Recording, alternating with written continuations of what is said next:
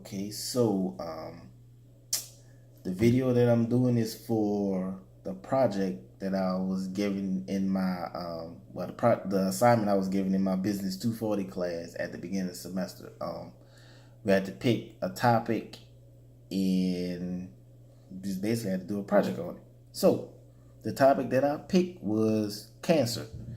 Um, the purpose of me picking this topic was to explain to you why cancer, especially breast cancer, has affected my life in more ways than one. Just a little introduction about myself. My name is Chad Eugene. I was born February 17th, 1984 at Lakeside Hospital in Kenner, Louisiana. I'm the youngest of my mother and father's kids. I have an older sister that'll be 52 in June. I have an older brother that'll be 44 next month. I just made 34 this past February. So cancer. What is cancer? The medical definition of cancer is the disease caused by an uncontrolled division of abnormal cells in part of the body or a malignant growth or tumor resulting from the division of abnormal cells. Breast cancer is defined as cancer cells that grow outside of the ducts into other parts of the breast tissue. Like I said, cancer affected my life more ways than one. The place where I grew up, I didn't, well, not necessarily the place, the area that I grew up in, I didn't know that it was referred to as Cancer Alley. And I'll let you know why it's being referred to as Cancer Alley. So let me take you back to the year 1987. So in the year of 1987, residents of St. Gabriel, Louisiana, noticed on one street that was called Jacobs Drive that a lot of families were dealing with loved ones either having cancer or dying from cancer. That particular street would become known as Cancer Alley. As similar occurrences became more frequent in the surrounding areas, that Cancer Alley nickname grew from just that one street to an 85-mile stretch from Baton Rouge to New Orleans. And that includes everything on both sides of the river, on the West Bank and the East Bank side of the river. Everything.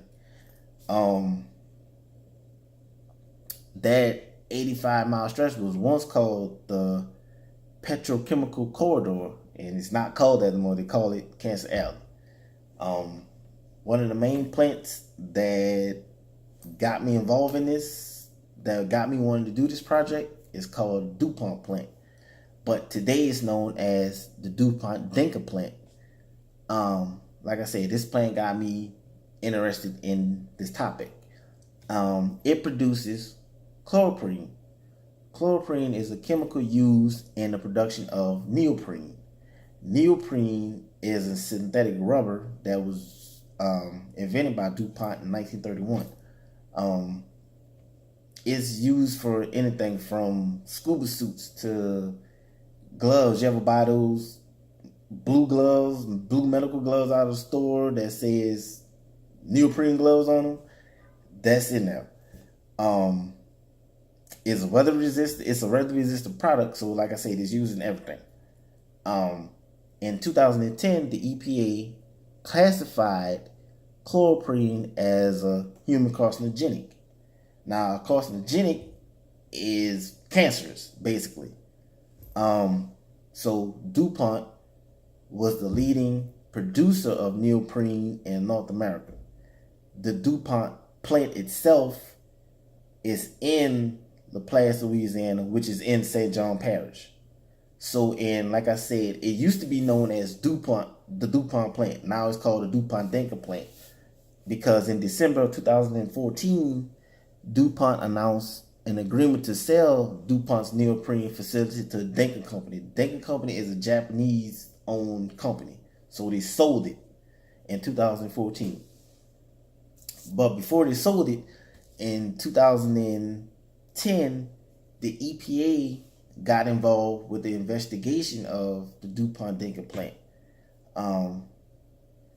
The EPA became concerned about chloroprene emissions back in 2010. So that's why they got involved in the investigation of the DuPont Denkin plant. After they got involved in 2010, when they got involved in 2010, they set a 0.2 microgram per cubic meter as an acceptable concentration of chloroprene, which means that 0.2 microgram per cubic meter, that's over your entire lifetime. So from the time you're born to the time you die, you're only supposed to, I guess, have a concentration of 0.2 micrograms that you're supposed to breathe in over your lifetime. So in 2011, the EPA did a toxic air assessment. The lowest on record of chloroprene are in the remote areas of Colorado, and that is about 10 million. That is about 10 in a million, and the national average is 40 in a million. But St. John the Baptist Parish has the top 5 areas of risk in the entire country. And 7 of those top 10 areas are in St. John Parish, the parish that I grew up in. And it all revolves around one single source, which is the DuPont Denkin plant. The neighborhood, actually, that surrounds the plant, and it has an elementary school that's 2 miles from the plant. I went to the elementary school, which is called Fifth Ward Elementary. But that particular neighborhood itself, that's closest to the plant, the risk for cancer exposure is 800 times higher than anywhere else in the parish.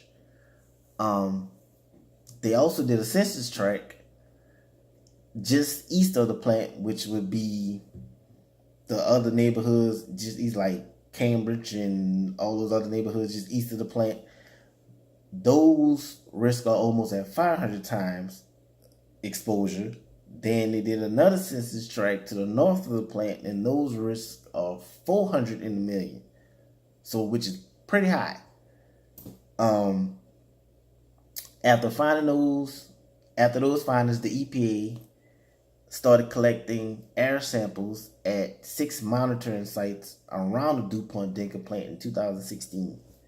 The companies agreed to cut their emissions down by 85%, but the readings are still high around the plant and in that neighborhood. So they agreed to cut the emissions, but still high. Even the canister that is the closest to the plant is still more than 40 times higher than the acceptable level.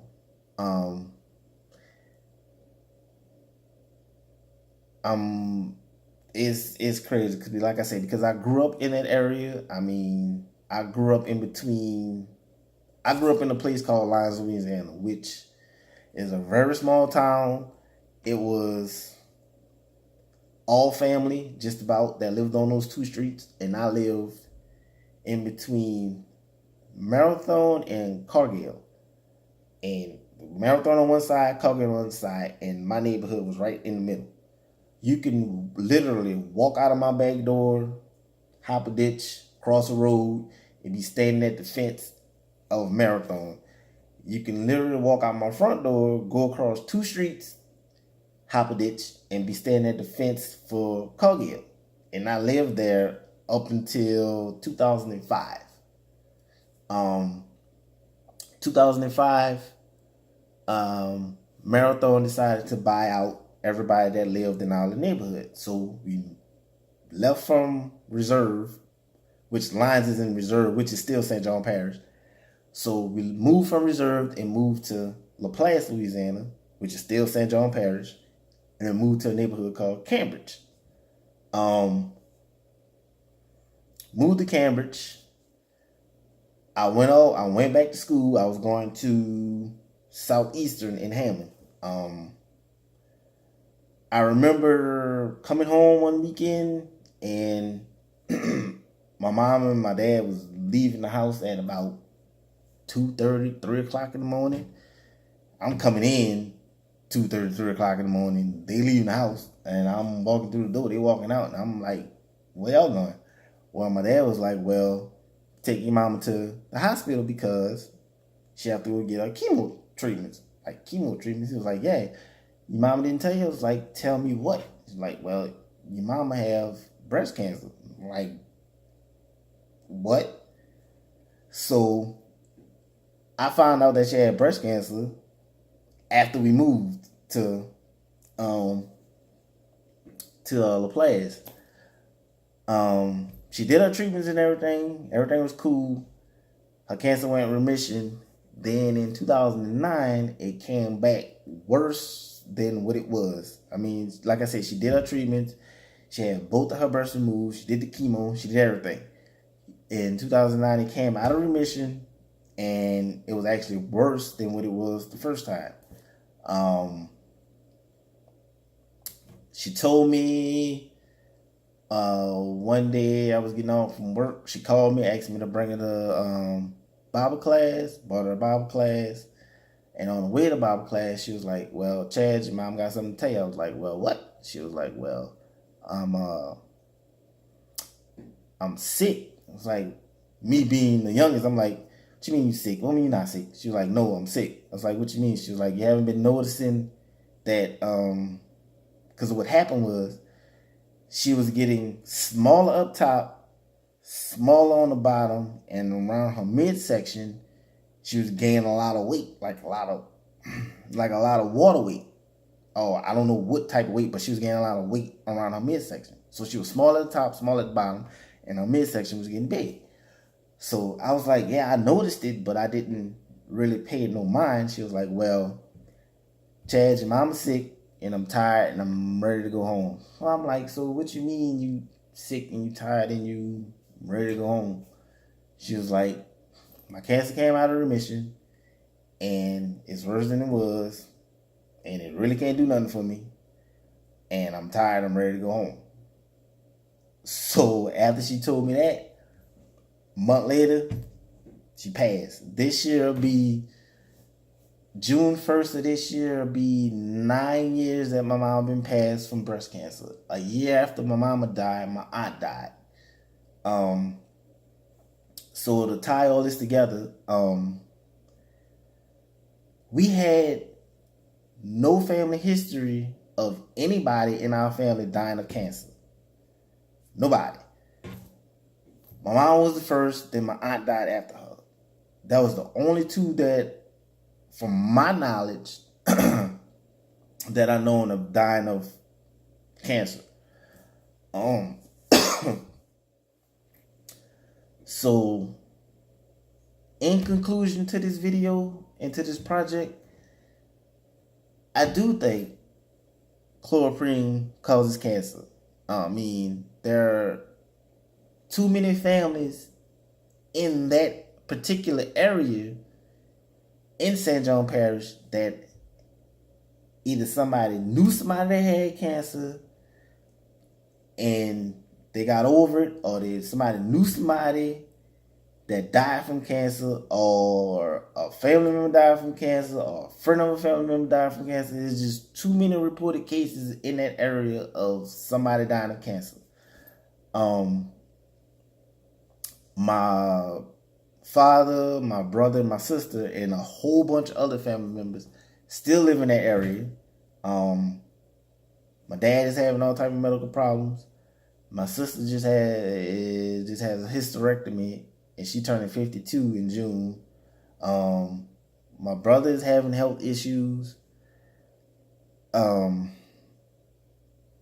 like I said, I do think that plant and those emissions, not just only from that plant, but that plant is one of the main plants that I talked about. But just in that general area, it's a lot of plants. You have Shell Norco, you have DuPont, you have Marathon, you have Colgate, you have Valero, you have Motiva.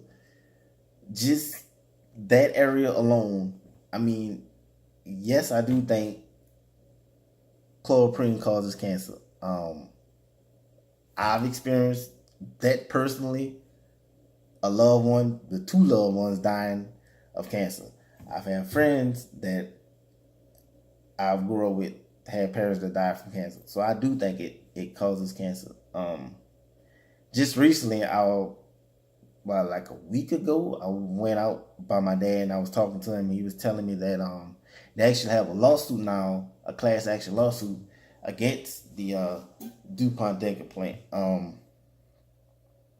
don't know how long it's going to take for people to, I guess, for the lawsuit to be settled and get their money or get whatever they're supposed to be getting. I don't know how many people signed up, but that alone won't ease or bring back loved ones that have suffered from this.